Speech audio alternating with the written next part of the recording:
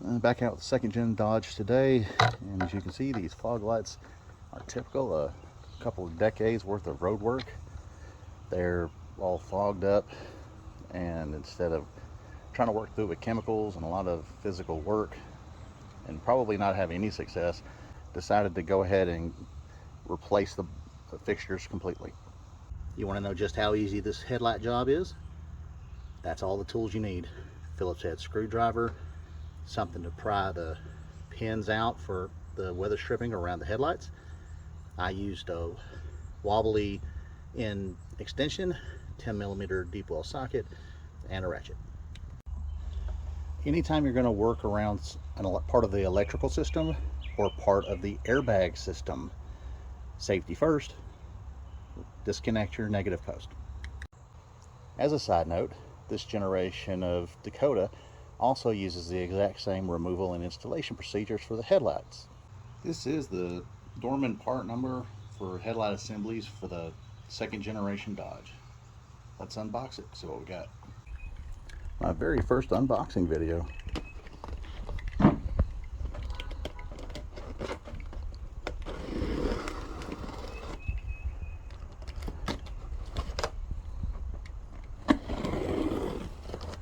Very shallow cuts. Last thing I want to do is put a knife blade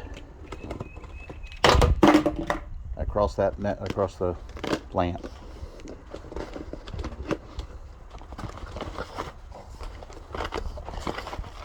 I'll give it to Dorman. I definitely want to make sure this comes to you safe and sound. Okay, so it has a new headlamp bulb.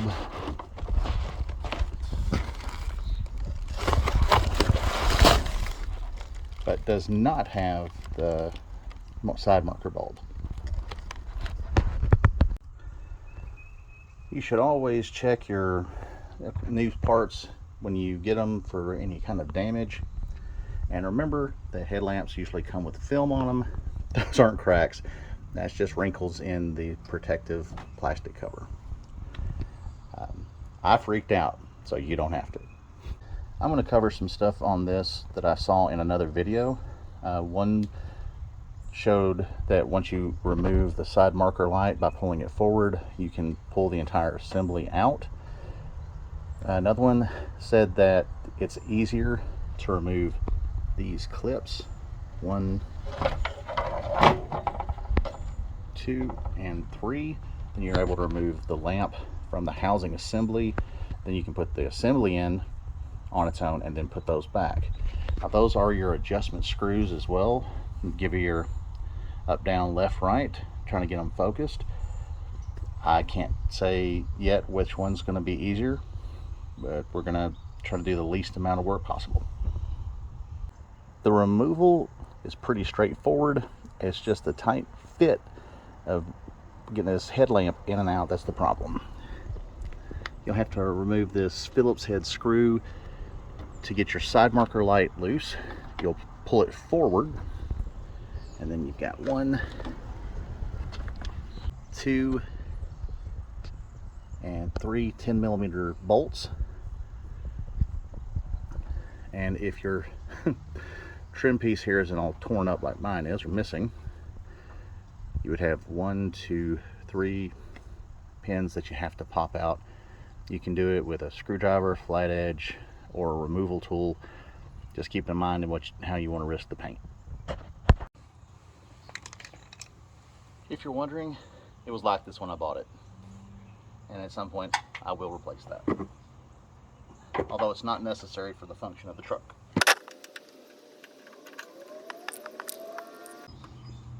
Alright, we'll remove the screw. Gonna slide it forward. Give that a quarter turn and remove the bulb. It looks like I probably ought to buy a new amber bulb, doesn't it? See how all the amber paint's flaked off over the years? You can see here, this is where the marker light actually slides into place on the housing itself. 1 down. And now for the hard one.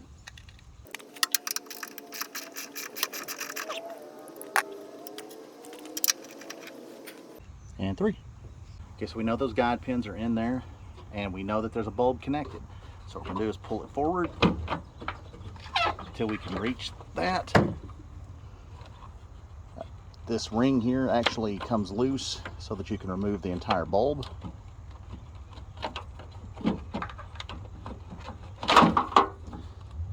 And you can just pull your clip off like that as well. Happy little accident in this case. Now comes the moment of truth to see if we can get the entire fixture out without having to remove the lamp from the housing assembly. Okay, all you have to do is roll it out from the bumper once you get it loose, and it should be fine. You can tell here they tried to fix a previous problem with some epoxy. And then the bottom one is missing a clip too. So that explains why when I bought the truck the headlights were in alignment and now they're not.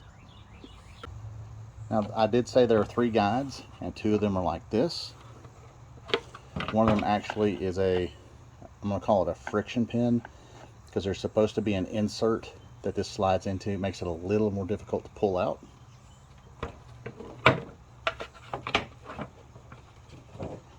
Also, when you go to remove it, like I said, the side marker goes here, but there also slides in here. As you can see, there's also a tab here, which is broken on this one, that slides into that.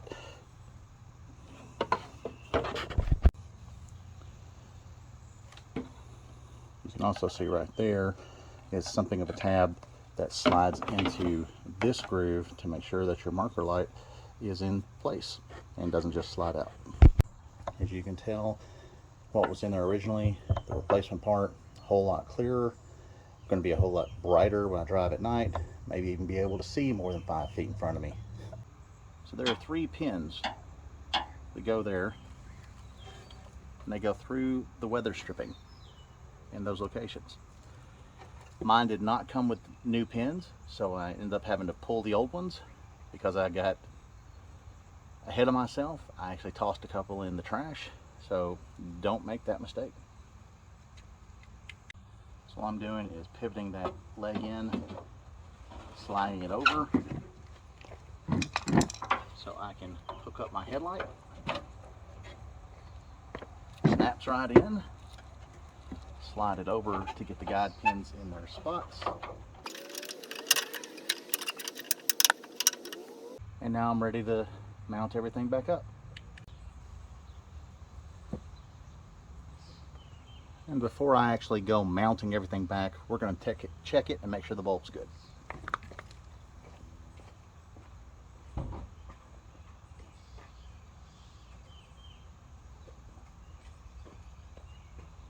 Low beam's good. Other beam's good. Alright, let's move on. I'm going to do the bottom one first because that one's the most annoying one and requires me to get in a little bit of a tough position to get the bolt fed.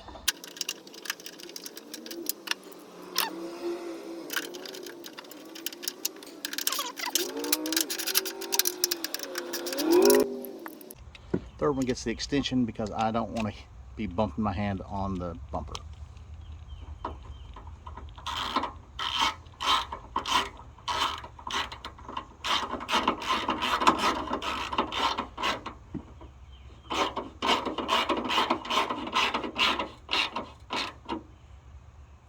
Because it is plastic, you don't want to go cranking down on it too hard.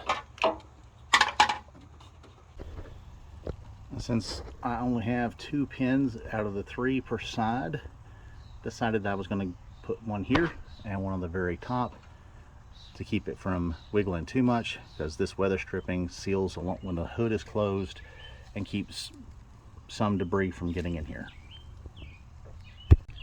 When you're ready to adjust these, your up-down adjustment is this bottom screw, and your left-right adjustment is going to be this screw over here on the top corner closest to the hood.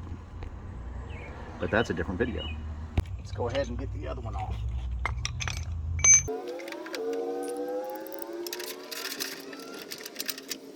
that one forward. Take it out. Looks like I only need the one bulb, but I'll probably go ahead and replace them both since I'm here.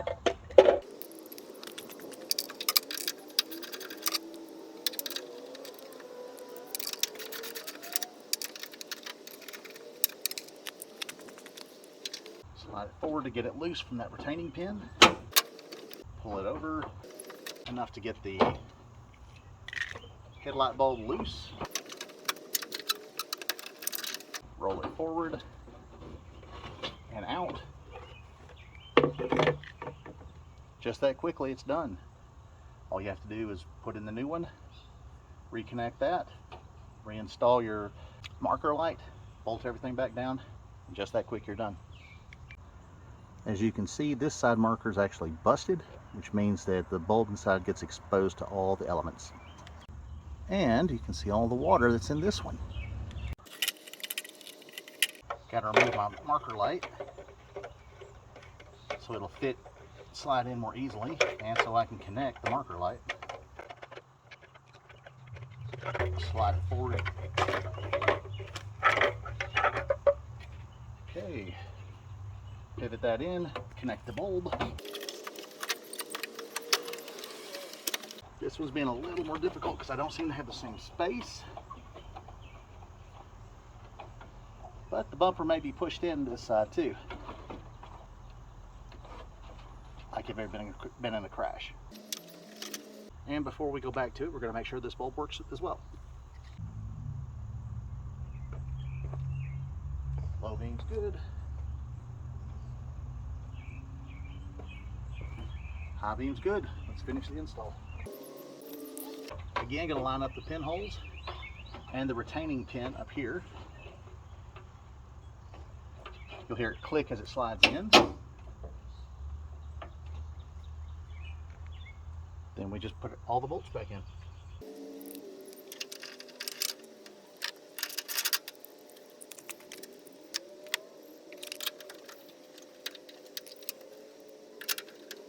I think it might be best to take that last one and tighten it last. Or it's just difficult to do finger tight, guiding the bolts in. Alright. Guide pin 1.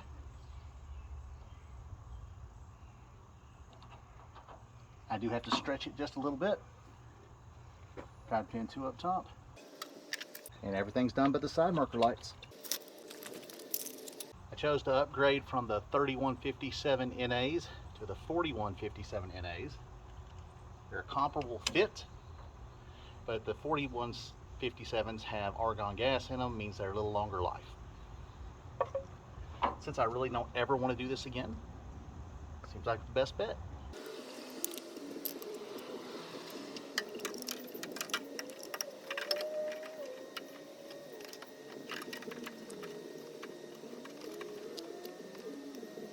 Okay, before you tighten this last one down, make sure you have this installed, or else you could have pulled it too tight, and I've actually got to go release that now.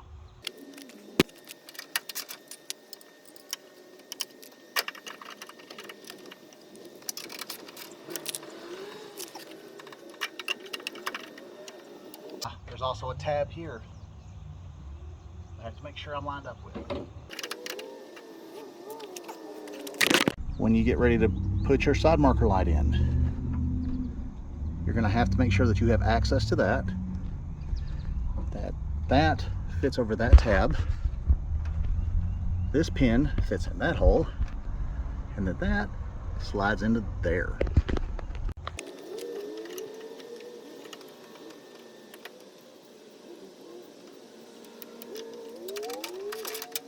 And done.